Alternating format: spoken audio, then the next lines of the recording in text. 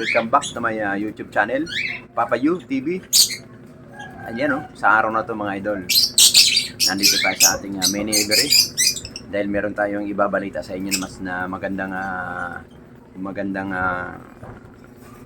news, good news. At para naman ma-encourage yung mga baguhan natin, katulad ko, na mag-alaga ng mga African bird, palahiin natin mga idol. Kasi alam nyo guys, meron African bird na magagaling, matatalino, basic, at pag laging hindi nyo sinisigawan, dahan-dahan ang kilos. Alam nyo mga idol, ang babait ng ating mga African bird. Meron nga tayo rito, itong magkakatabi natin yung isang nasa akin ito. Pag nakita kong parating na, nandun na yun, nakadungaw na kagad sa pintuan yan. Alam na nila kung anong gagawin. Tapos pag kinuha ko yung kanilang kainan, takbo. Pipig, gumaganong-ganon na yan. Sigla na. Tapos pag nilagay ko, ilalagay ko pa lang, kinakagat na nila yung dulo. Hinihila na nila eh.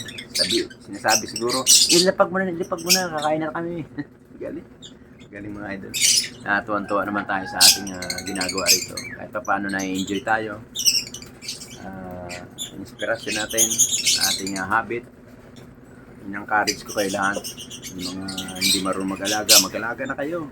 Tapos manood kayo kay Papa Obas TV kung paano mag-alaga ng ibon. Hindi man tayo expert, pero ayon sa ating pagtatanong at pag-aaral, kasi dapat yan, inaaral mo yan kung mag-aalaga ka ng ibon, kung ano yung maganda, anong magandang pagkain, anong magandang kilos para hindi sila bulilyaso, para maging maamo. So yun, panoorin yung mga idol ko paano ginagawa ni Papa Obas para paamuhin yung mga alaga niyang African bird. Pang inaantay nyo guys, tara, panoorin natin at tingnan natin at aralin natin mga idol yung gagawin na ibabahagi ko sa inyo. Tingnan nyo maigi kung anong ginagawa nating hampid. Napakagaling. So let's go. Tara, arat na guys, arat na.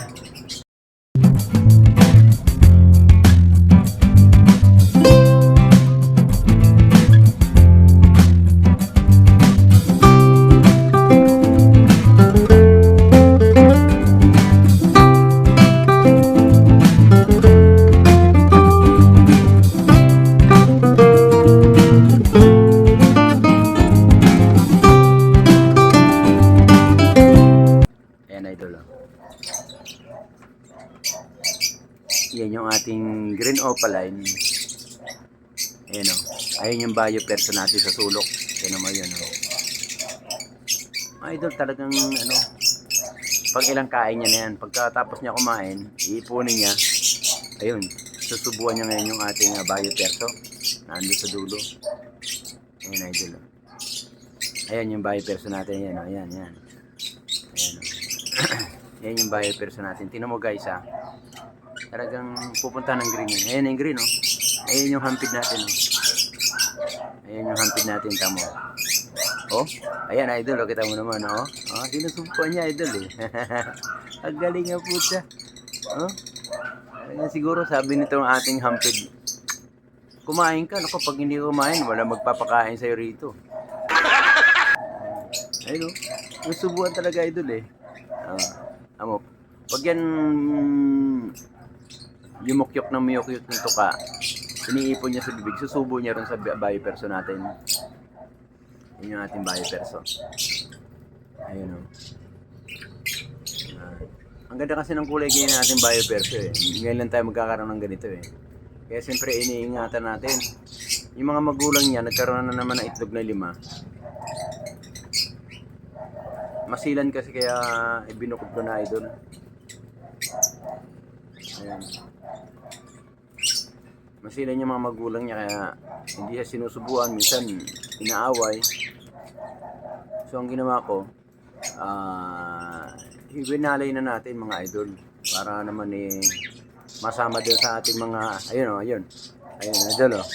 Ayun yung hampid natin green opaline no. Kulang pa. Kanina idol, kitang-kita mo talaga, sinusubuan niya talaga eh. Antayin natin si hampid. Eh, si Hampid daw kumakain, oh. Yung Hampid natin yan, yung green opaline na yan. Kaya na pa kain ng kain yan, tapos isusubo dun sa...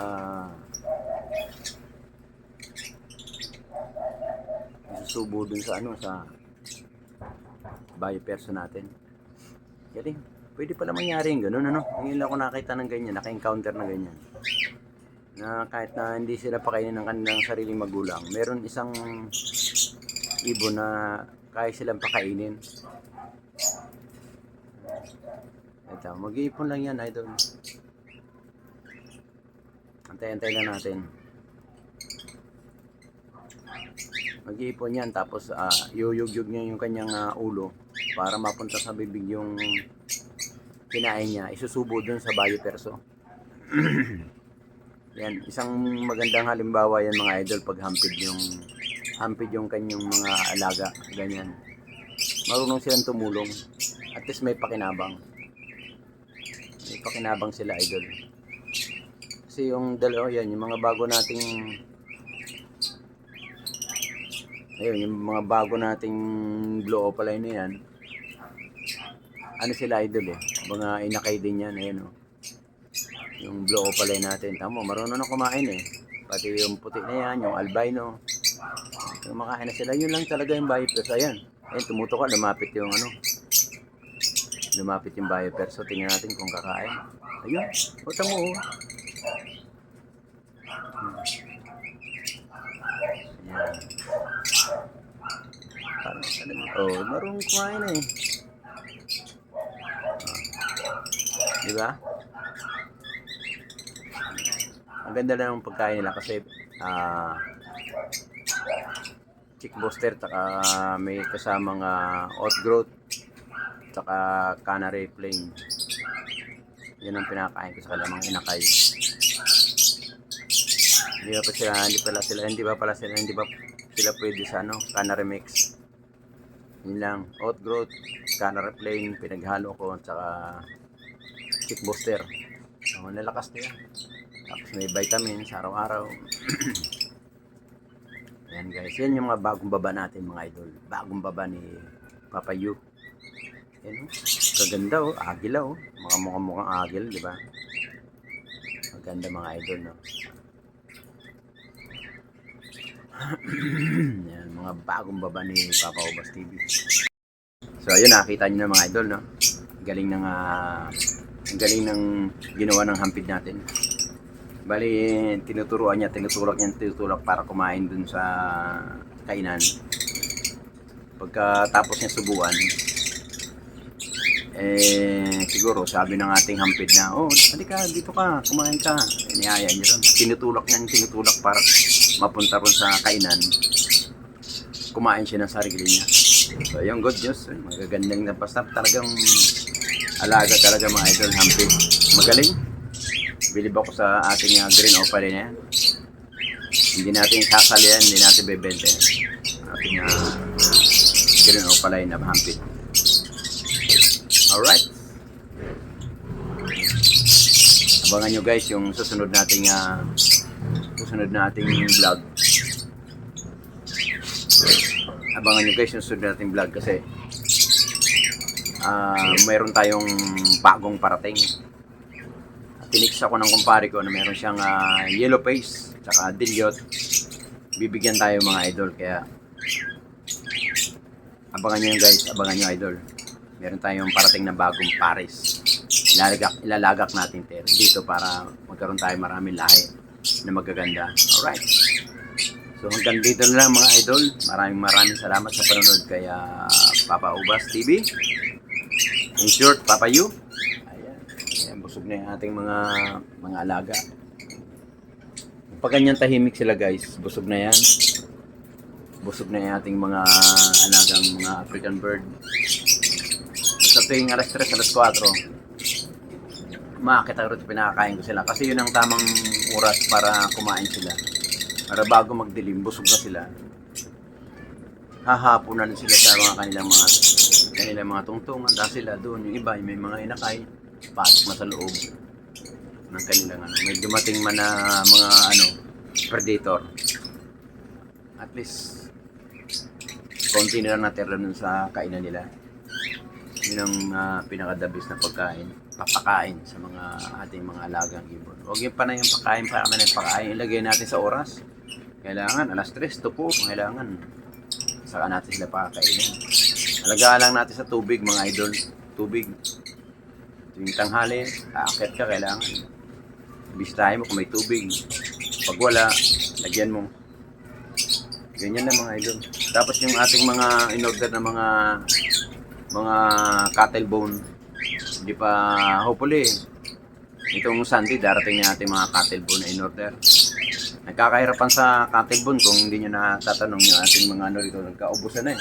Kukunti na lang, kapiraso na lang. Saka yung mga ano natin, mga mineral block natin, parang gapiso na lang natira. Kaya ayun, order tayo ng cattle bone saka mineral block. Baka sa linggo parating na sila.